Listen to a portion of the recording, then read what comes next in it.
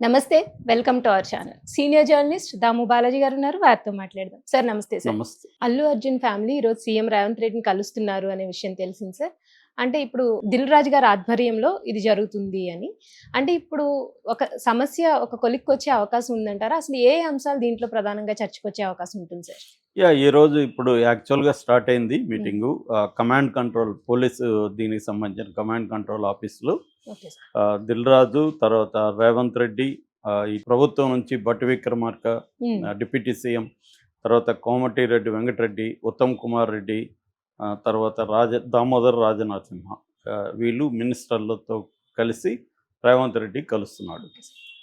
యాక్చువల్‌గా నిన్ననే కలవాల్సింది. నిన్న మెదక్ చర్చ్ ప్రోగ్రామ్ ఉంది రేవంత్ రెడ్డికి. అందుకని ఈరోజు ఇప్పుడు 10 గంటలకి మీటింగ్ స్టార్ట్ అయినట్టు చెప్తున్నారు. ఇటు సినిమా రంగం నుంచి దిల్ రాజు, వెంకటేష్, అల్లు అరవింద్, తర్వాత సినిమా ఇండస్ట్రీకి సంబంధించి ఒక 36 మందితో కమిటీ లాగా ఫామ్ చేసి దీనికి హెడ్గా చిరంజీవిని పెడుతున్నట్టు కూడా చెప్తున్నారు. ఎందుకంటే దిల్ రాజుకి చిరంజీవి అంటే కొంత రెస్పెక్ట్ అది ఉంది.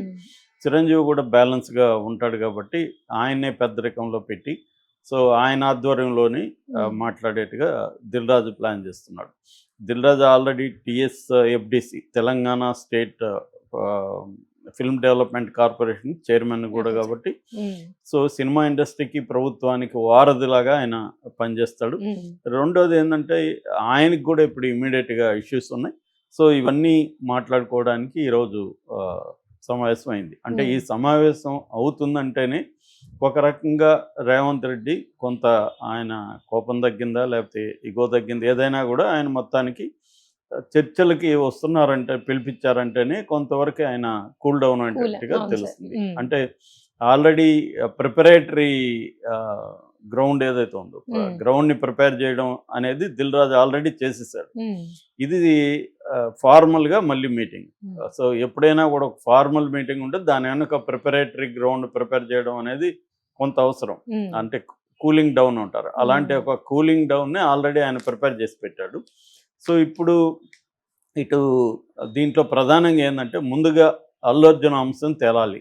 అల్లు అర్జున్ అంశానికి సంబంధించి అల్లు అరవింద్ తన ఫ్యామిలీ మరి ఎవరెవరు వెళ్తారు ఇంకా క్లారిటీ లేదు. అల్లు అరవింద్ అయితే వెళ్తాడు. వెళ్ళి ఒక ఎక్స్ప్లెనేషన్ ఇచ్చుకోవడం, అంటే మా వైపు నుంచి తప్పు జరిగింది, మేము ప్రెస్ మీట్ పెట్టడం తప్పే, తర్వాత మా అభిమానులు కొంత గవర్నమెంట్కి యాంటీగా పోలీసులకి యాంటీగా మాట్లాడడం తప్పు, ఇవన్నీ ఆయన మాట్లాడుకొని కొన్ని విషయాల్లో కమ్యూనికేషన్ గ్యాప్ కూడా ఉంటుంది. ఎప్పుడైనా ఇట్లాంటివి ఏం జరుగుతుందంటే మీడియా మధ్యవర్తులు లేకపోతే ఎవరంటే వాళ్ళు ఎంటర్ అయ్యి దీన్ని ఫ్లేరప్ చేసేస్తారు. ఆ కమ్యూనికేషన్ గ్యాప్లో తమ వైపు ఏమేమి జరిగింది అనేది ఆయన ఎక్స్ప్లెనేషన్ ఇస్తాడు. తాము ఎందుకు ఇలా బిహేవ్ చేస్తాం, ఏం జరిగింది అనేది తను చెప్తాడు. అలాగా కొంతవరకు మాట్లాడుకుంటే రేవంత్ రెడ్డి వైపు నుంచి రేవంత్ రెడ్డి కూడా మాట్లాడే అవకాశం ఉంది.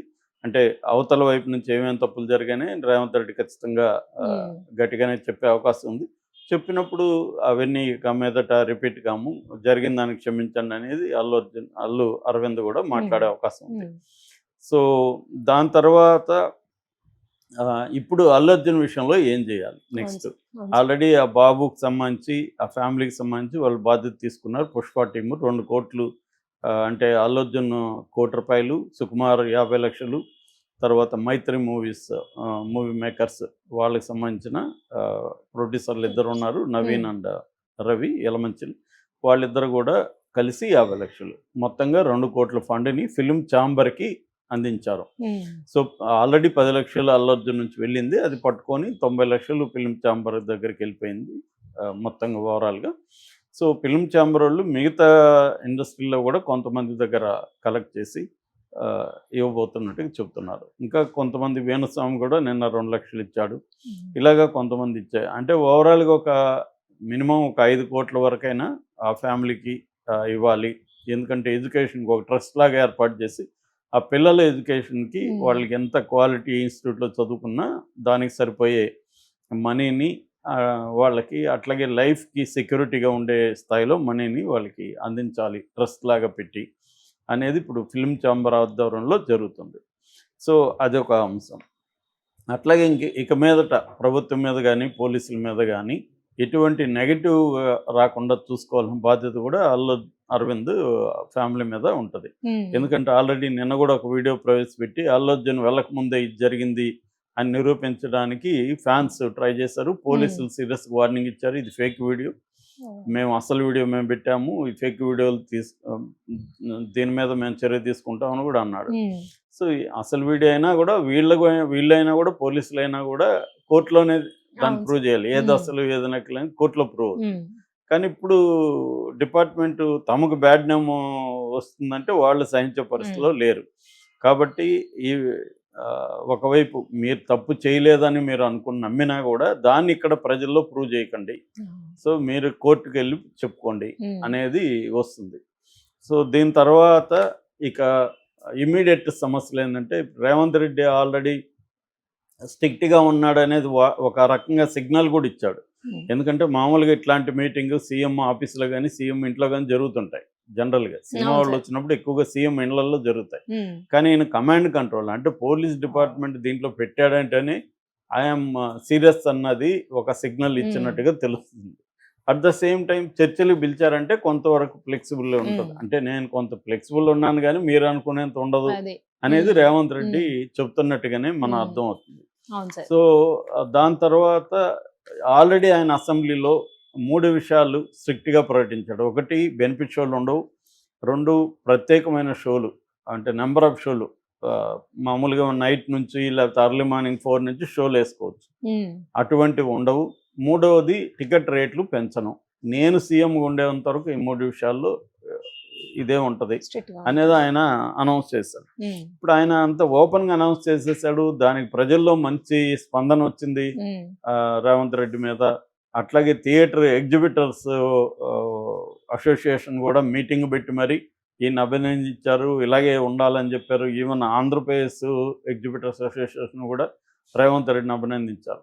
సో ఈ స్థాయిలో ప్రజల్లోకి వెళ్ళిపోయినాక అంశాన్ని ఇప్పుడు ఆయన వెనక్కి రాలేడు. దిల్ రాజుకేమో 3 సినిమాలు ఉన్నాయి. ఒకటి గేమ్ చేంజర్ రామ్ చరణ్ది, 2వది మన వెంకటేష్ది సంక్రాంతికి వస్తున్నాం, 3వది డాకు మహారాజ్ బాలకృష్ణ.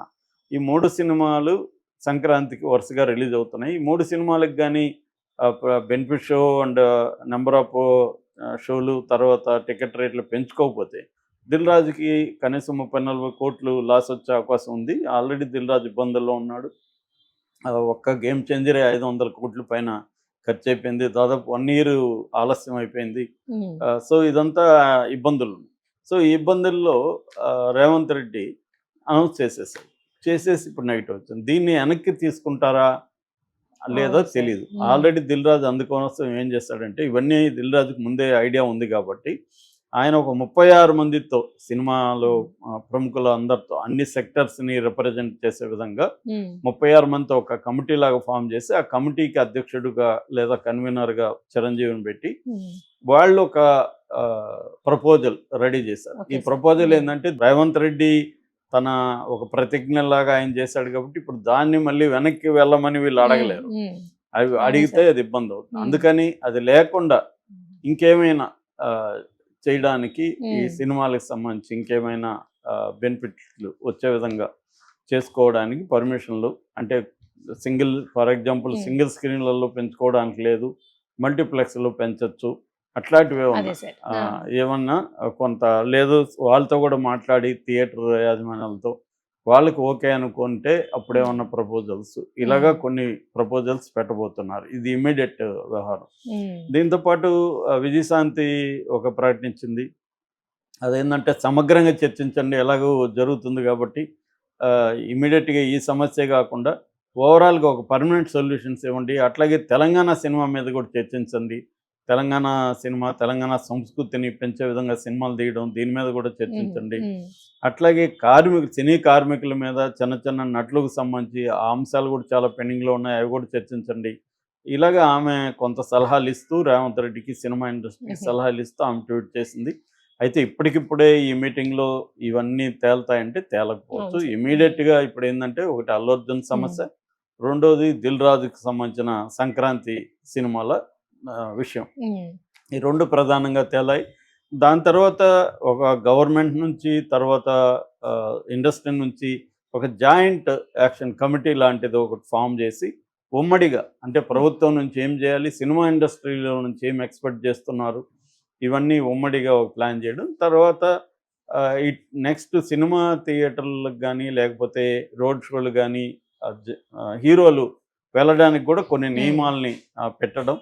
దాని తర్వాత బౌన్సర్లకు సంబంధించి, ఎందుకంటే ఇప్పుడు బౌన్సర్లు లేకుండా చిన్న ₹1,00,00,000 మార్కెట్ ఉన్న అవును హీరో సార్. కూడా నాకు బౌన్సర్లు కావాలని డిమాండ్ ఉమ్. చేసే పరిస్థితి వచ్చేసింది ఉమ్. ఇండస్ట్రీలో.